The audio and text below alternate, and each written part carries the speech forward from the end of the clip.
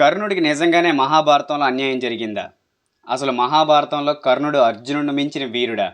మహాభారతంలో కర్ణుడికి ఎందుకన్ని శాపాలు? మహాభారతంలో కర్ణుడు చేసిన తప్పేంటి? మహాభారతంలో కర్ణుడు నిజంగానే సూతుపుత్రుడిగా అన్ని అవమానాలు పడ్డాడా? నిజంగా కర్ణుడిని కృష్ణుడు, అర్జునుడు ఆయన చేతిలో ఆయుధం లేనప్పుడు, ఆయనకి అస్త్రాలు గుర్తురానప్పుడు చంపేశారా? సో కల్కి మూవీలో చూపించినట్టు కర్ణుడు నిజంగానే అర్జునుడి కన్నా అంత పవర్ఫుల్లా? అండ్ అలాగే కల్కి మూవీలో చూపించినట్టు కర్ణుడు వేసిన బాణానికి అర్జునుడి రథం 2 అడుగులు నిజంగానే వెనక్కి వెళ్ళిందా? ఇవన్నీ ఈ వీడియోలో క్లియర్గా మాట్లాడుకుందాం. సో మహాభారతంలో కర్ణుడికి జరిగిన మొదటి అన్యాయం గురించి మనం అయితే మాట్లాడుకుందాం. అదే ఆయనకి జరిగిన అన్యాయం. అదేంటంటే కుంతీదేవి కర్ణుడిని నీళ్ళల్లో వదిలేయడం. అది ఎలా అంటే కుంతీదేవికి అండ్ అలాగే సూర్య భగవానుడికి వరప్రసాదం వల్ల కర్ణుడైతే జన్మిస్తాడు. ఆ కర్ణుడు జన్మించడం ఏంటంటే తనకు పెళ్లి కాకముందే కొడుకు పుడితే తనను ఎవరు కూడా పెళ్లి చేసుకోరని ఆమె అయితే భయపడి కర్ణుడిని అయితే నీటిలో అయితే వదిలేస్తుంది. ఆ వదిలేయడం కూడా సూర్యదేవుడు ఆ కర్ణుడికి నేను బాధ్యత తీసుకుంటాను, ఆయనకి ఏమీ కాదు అన్న మాట ఇచ్చిన తరువాతే ఆమె అయితే నీటిలో వదిలేయడం అయితే జరుగుతుంది. ఆ కర్ణుడికి తర్వాత ఒక సూతుడికి రాధామాతకి అయితే దొరుకుతాడు. సో వాళ్ళైతే కర్ణుడిని అయితే పెంచుకుంటారు. కర్ణుడు మనం అనుకున్నట్టు అంత పేదరిక కుటుంబంలో అయితే పెరగలేదు. కర్ణుడు వాళ్ళ నాన్న ధృతరాష్ట్ర మహారాజుకి స్నేహితుడు అనమాట. సో వాళ్ళు కూడా రిచ్ ఫ్యామిలీయే. కర్ణుడికి ఎటువంటి ఇబ్బందులు లేకుండా రాధామాత అండ్ అలాగే వాళ్ళ నాన్న కూడా ఆయన అయితే చూసుకోవడం అయితే జరిగింది. ఆయన్ని వాళ్ళ నాన్న అయితే గురువు ద్రోణాచార్యుడి వద్ద అయితే ట్రైనింగ్ అయితే పెడతాడు. సో అంత రిచ్ ఫ్యామిలీ అనమాట వాళ్ళది. మనం టీవీలో సీరియల్స్ చూసినట్టు ఆయన ఏదో సూతుడిలా పెరిగాడు, ఆయనకి ఏవో ఎన్నో అవమానాలు జరిగిపోయాయి చిన్నప్పుడే, అవన్నీ ఏం జరగలేదు, అవన్నీ జస్ట్ ఫేక్ అనమాట. దీని తర్వాత ఏంటంటే కర్ణుడికి ద్రోణాచార్యుడు సరిగ్గా విద్య నేర్పలేదు, అందుకే ఆయన పరశురాముడి దగ్గరికి వెళ్ళిపోయాడు అని అయితే అందరూ అయితే అనుకుంటారు. అక్కడ జరిగిన నిజం ఏంటంటే కర్ణుడు అర్జునుడు ఇద్దరు ఒక దగ్గరే, పాండవులు కౌరవులు వీళ్ళందరూ కూడా అక్కడే ట్రైనింగ్ అవుతారు. అందులో అర్జునుడు టాప్ చేయడం వల్ల కర్ణుడికి అర్జునుడికి ఒక హెల్దీ పోటీ అనేది ఏర్పడకుండా కర్ణుడు అయితే అర్జునుడిపై అసూయ అయితే ఏర్పరచుకుంటాడు. ఒకరోజు ద్రోణాచార్యుడి దగ్గరికి వెళ్ళి నాకు బ్రహ్మాస్త్రం కావాలని అడుగుతాడు. బ్రహ్మాస్త్రం కావాలంటే ద్రోణాచార్యుడు అంటే నీకెందుకు బ్రహ్మాస్త్రం అడిగితే నేను అర్జునుడిని చంపాలి అని అంటాడు. దానికి ద్రోణాచార్యుడు అయితే నేనైతే నీకు బ్రహ్మాస్త్రం ఇవ్వను అని చెప్తాడు. దాన్ని తర్వాత కర్ణుడికి ద్రోణాచార్యుడు నచ్చక పరశురాముడి దగ్గరికి వెళ్ళి బ్రహ్మాస్త్రం నేర్చుకోవడానికి వెళ్తారన్నమాట పరశురాముడి దగ్గరికి. పరశురాముడు కూడా అడుగుతాడు, నువ్వు బ్రాహ్మణుడివా లేదా క్షత్రియుడు అంటే నేనైతే బ్రాహ్మణుడిని అని అబద్ధం చెప్పి తన దగ్గర బ్రహ్మాస్త్రం భార్గవాస్త్రం అయితే కర్ణుడు అయితే నేర్చుకోవడం అయితే జరుగుతుంది. పరశురాముడు కర్ణుడికి ఎందుకు శాపం ఇచ్చాడంటే ఒకరోజు కర్ణుడి ఒడిలో పరశురాముడు నిద్రిస్తుండగా ఒక పురుగు అయితే కర్ణుడిని అయితే కుట్టడం అయితే జరుగుతుంది. ఆ కుట్టడం వల్ల కర్ణుడికి రక్తం బాగా కారిపోతుంటే పరశురాముడు లెగిచి చూస్తాడు. అప్పుడు అడుగుతాడు కర్ణుడిని, కర్ణ నువ్వు బ్రాహ్మణుడు అయితే నీకు ఎంత ఓపిక ఉండదు, నువ్వు ఎవడంటే నేను సూతపుత్రుడిని అంటే అప్పుడు పరశురాముడికి కోపం వచ్చి అబద్ధం చెప్పి విద్య నేర్చుకున్నావని కోపం వచ్చి నువ్వు ఏ అస్త్రాలు అయితే నా దగ్గర నేర్చుకున్నావో బ్రహ్మాస్త్రం భార్గవాస్త్రం అది నీకు అవసరమైన టైంలో జ్ఞప్తికి రాదు అని అయితే పరశురాముడు అయితే శాపం ఇవ్వడం అయితే జరుగుతుంది. మొత్తం వీళ్ళు ఏం చూపించారంటే కర్ణుడికి అసలు ఏ అస్త్రాలు గుర్తురావు అన్నట్టు శాపం ఇచ్చినట్టయితే చూపించారు. బట్ ఆయనకు గుర్తురాంది ఒక బ్రహ్మాస్త్రం ఒకటే గుర్తుకు రాదు అని పరశురాముడు అయితే శాపం అయితే ఇవ్వడం అయితే జరిగింది. కర్ణుడికి తన రథచక్రం భూమిలో కూరుకుపోయే శాపం ఎలా వచ్చిందంటే కర్ణుడు అర్జునుడిని దృష్టిలో పెట్టుకుని ఘోరమైన ప్రాక్టీస్ చేస్తుంటే తను అనుకోకుండా ఒక ఆవు దూడనైతే కొట్టడం అయితే జరుగుతుంది బాణంతో. అప్పుడు ఆ ఆవు దూడ చనిపోతుంది.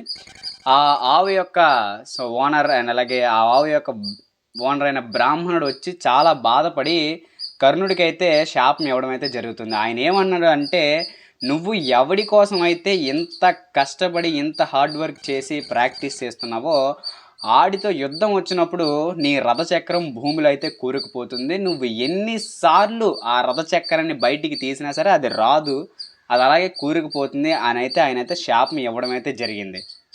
ఇంకో ప్రశ్న ఏంటంటే కర్ణుడి కన్నా అర్జునుడు పవర్ఫుల్ అయితే మరి ఇంద్రుడు ఎందుకు కర్ణుడి కవచకుండాలు దానం కింద తీసుకున్నాడు? అందరూ ఇదే డౌట్లో ఉంటారు. దానికి ఆన్సర్ ఏంటంటే కర్ణుడి దగ్గర కవచకుండలాలు ఉంటే ఆయన్ని 3 లోకాల్లో ఉన్న వాళ్ళు ఎవ్వరు కూడా చంపలేరు, అంతేగాని ఓడించగలరు. అర్జునుడు ఓడించగలడు కానీ చంపలేడు. దానివల్ల ధర్మం గెలవాలి, అధర్మం ఓడిపోవాలి. కాబట్టి ఇంద్రుడైతే కర్ణుడి దగ్గర అయితే కవచకుండలాలు దానం ఇవ్వమని ఒక బ్రాహ్మణుడి వేషంలో అయితే వచ్చి అడుగుతాడు. వెంటనే కర్ణుడు కూడా నాకు శక్తి అనే అస్త్రం ఇస్తే తప్ప కవచకుండలాలు ఇవ్వను అని చెప్తాడు. ఆ శక్తి అనే అస్త్రం ఇంద్రుడు ఇస్తే అప్పుడు కర్ణుడు కవచకుండలాలు అయితే ఇంద్రుడికైతే ఇవ్వడం అయితే జరిగింది. అదైతే ఎక్స్చేంజ్ అనమాట, బిజినెస్. సో దానం అయితే కాదు. అందరూ సో ఈ ఒక్క దానానికి కర్ణుని మహాదాత కర్ణ, సో ఇలా దాన వీర శూర కర్ణ అని సినిమాలు అయితే తీసేయడం అయితే జరిగింది. బట్ అక్కడ జరిగింది ఓన్లీ బిజినెస్సే, సో దానం అయితే కాదు. అండ్ అలాగే కర్ణుడు చేసింది కూడా సో అది గొప్ప విషయం అనే చెప్పుకోవాలి. శరీరాన్ని కోసి సో ఎవరు కూడా దానం ఇవ్వరు కదా, సో అలా ఇవ్వరు కదా, దానం అని కాదు. సో శరీరాన్ని కోసి తను చనిపోతాడని తెలిసినా కూడా సో అలా దానం అయితే ఇవ్వరు. ఆ విషయంలో గొప్పవాడే కాదనట్లేదు, బట్ అంత పెద్ద దాత అయితే కాదు. ఆయన దాతే కానీ అంత గొప్ప దాత అయితే కాదు. సో ఇదైతే వ్యాస భారతంలో అయితే ఉంది. సో వ్యాస భారతంలో ఆయన ఎక్కడికి కూడా మహా గొప్ప దాత ఆయన అయితే ఎక్కడైతే చెప్పలేదు. సో ఆయన దాత అంతే. కల్కి మూవీలో ఇంకో విషయం అయితే చూపించడం అయితే జరిగింది, కర్ణుడు అర్జునుడి కన్నా గొప్ప వీరుడు అని. సో అదైతే 100కి 100 పాళ్ళు తప్పనే చెప్పుకోవాలి. ఎందుకంటే కర్ణుడు తన జీవితంలో అర్జునుడిని ఒక్కసారి కూడా ఓడించలేకపోయాడు. సో కొన్ని సంఘటనలు చెప్తాను వినండి. ఫస్ట్ అయితే అర్జునుడి చేతిలో ద్రౌపది స్వయంవరంలో ఓడిపోయాడు. దాని తర్వాత అయితే ఘోషయాత్రలో ఇండైరెక్ట్గా ఓడిపోయాడు. గంధర్వుల చేతుల్లో ఓడిపోయి దుర్యోధనుడు ఏమవుతున్నాడో కూడా చూడకుండా సో వికర్ణుడు రథం ఎక్కైతే పారిపోవడం అయితే జరిగింది కర్ణుడు. అప్పుడు అర్జునుడు వచ్చి ఆ గంధర్వులు ఆ చిత్రసేనుని అయితే ఓడించి దుర్యోధనుని అయితే విడిపిస్తాడు. అండ్ అలాగే విరాట యుద్ధంలో అర్జునుడి చేతిలో 3 సార్లు ఓడిపోవడం అయితే జరిగింది. కర్ణుడు ఓడిపోయి పారిపోయాడు.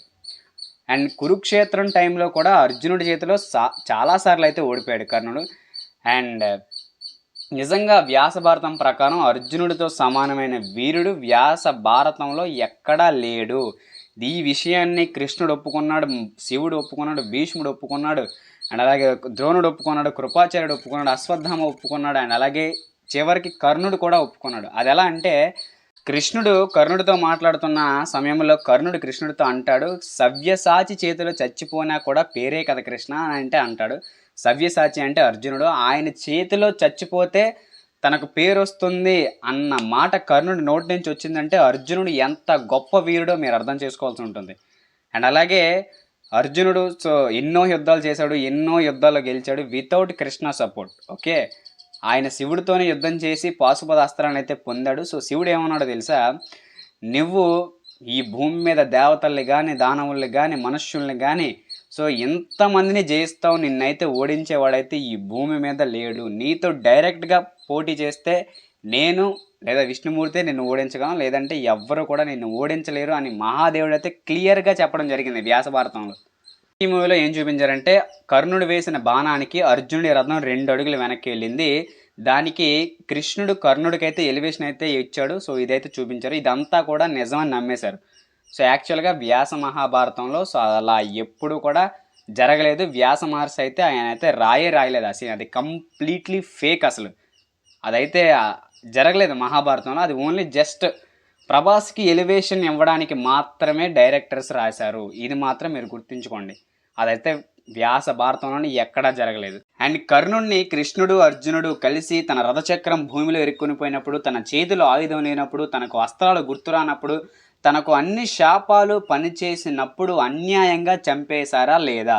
అండ్ అలాగే కర్ణుడు తన జీవితంలో చేసిన అతి పెద్ద తప్పుల గురించి, అండ్ అలాగే ఆ తప్పులకి క్షమించడానికి కూడా అర్హత లేనంత పెద్ద తప్పులు ఏం చేశాడు అన్న విషయాల గురించి మన తరువాతి వీడియోలో మనం డీటెయిల్గా మాట్లాడుకుందాం. సో అప్పటి వరకు వెయిట్ చేయండి.